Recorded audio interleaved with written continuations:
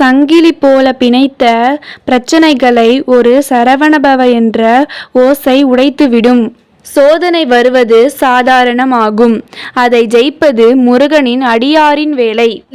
முருகன் மேல் நம்பிக்கை இருந்தால் ஓம் முருகா என்று கமெண்ட் பண்ணுங்கள்.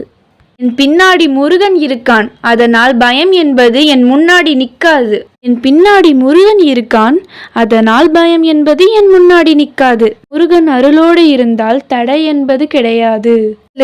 முருகன் மேல் நம்பிக்கை இருந்தால் ஓம் முருகா என்று கமெண்ட் பண்ணுங்கள். முருகன் அருளோடு நடந்தால் தடை என்பதே கிடையாது.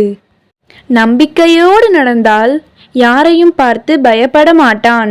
அவன் பின்னாலே வேலவன் இருக்கான்.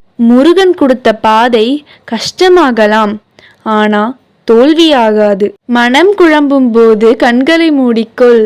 முருகன் இருக்கும் வெளிச்சம் உள்ளே தெரியும். நமக்கு தெரியாது, பல போராட்டங்களை தூரத்திலே நின்று சாமி ஜெயிக்க வைக்கின்றான். முருகன் மேல் நம்பிக்கை இருந்தால் ஓம் முருகா என்று கமெண்ட்